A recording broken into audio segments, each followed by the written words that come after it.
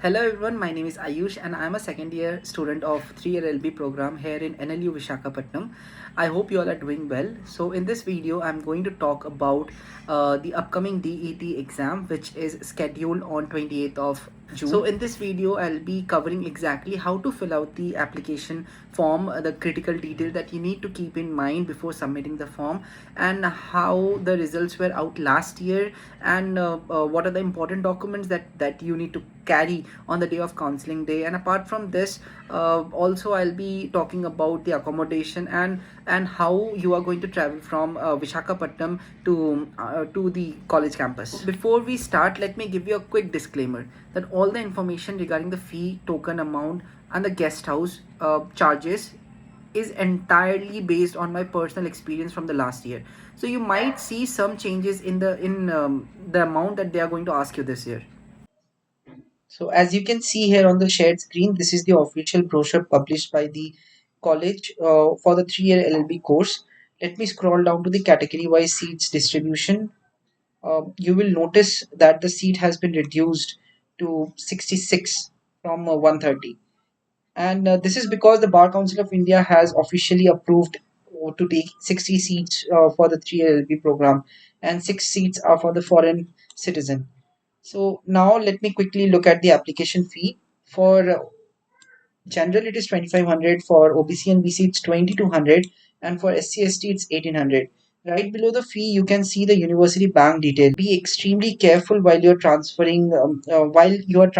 Make sure the account number and the IFSC code number is you're putting it correctly before you're tapping on transfer. Make sure uh, that you're not making any mistake over here. The DET venue is at Visakhapatnam only, so you have to come down to the campus to give this exam.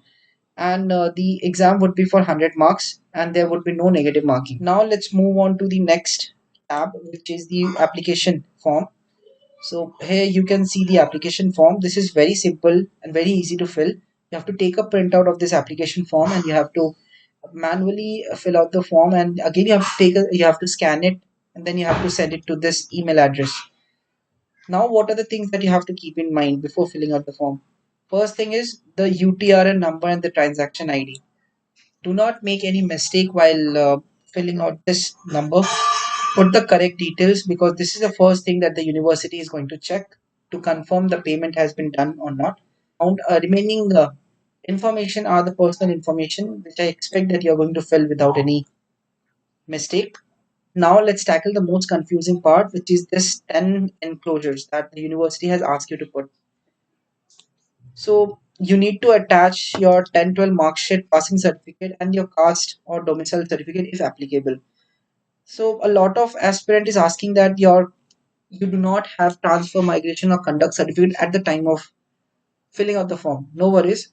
Anyway, you have to bring all the 10 documents, soft copy, original as well as the hard copy on the day of counseling. So whatever document you haven't attached with the form, bring on that particular day.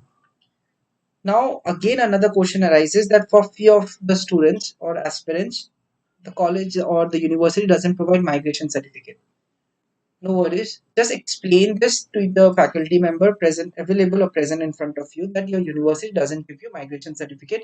If possible, get something written from your university that they do not have option to give you migration certificate. So that will work. Now, I have already told you how you have to submit the form. You just have to take a scan copy of it, manually fill it out, again scan it, and send it to this email. Now after that, I'll be discussing what happened on the counseling day. So the exam results were usually very quick. On the same evening, on the next morning, you might see your result. After you are qualified, you need to head straight to the document verification. The reporting time would be 10 a.m. in the morning in the campus itself. Bring all your original documents alongside with a Xerox copy of it. If you are in your appearing, like if you're in the 6th semester, then you have to carry mark sheet from first semester till 5th semester. And once you have your 6th semester as well as your graduation certificate, you have to submit it later on. And if you're already graduate, bring all your semester mark sheet alongside with your document, original as well as photocopy of which you have to submit the photocopy over there. Last year we were asked to pay a minimal amount of 30,000 as a caution money deposit, and which was later adjusted with our tuition fee. But you might see a difference in amount. Let's move on next. Let's talk about the accommodation. As you can see on the university portal on the screen, Dsnlu has a great guest house and training center facility inside the campus. Here are the contact details of the which is email address and the telephone number of the training center. Accommodation is strictly first come first serve, and you do not have to pay in advance. Once you arrive at the campus, they will ask you to give a physical copy of your government ID. There are two options available. One is the single room and one is the double room. I'll try to show you a photo of both the rooms. So what you're seeing on screen, the right side photo is the single room, and the left side photo is the double bedroom. For single room, it is 1,000 rupees per day, and for double sharing is 600 rupees per head per day. Rooms completely depend on the availability. If just in case if you do not find a room in the guest house, then you can easily find a hotel to stay nearby the Visakhapatnam. Moving on next, let me tell you how you're going to come to the campus. So if you're coming from airport, there is an option available for auto or cab, which will cost you in between 600 to 1,000. And if you're coming from railway station, then you can book a cab or book a auto, which will cost you from 400 to 600 rupees. And there is an option from railway station to catch a bus. Right in front of the station there is a bus stand.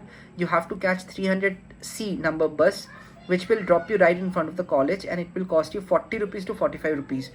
And in case if you're coming from Visakhapatnam on the day of DET exam, you have to, and if you're traveling by bus, you have to come to RTC complex. You'll get the same number bus 300C from the RTC complex. It will cost you same in between 40 rupees to 45 rupees, and it will drop you right in front of the college.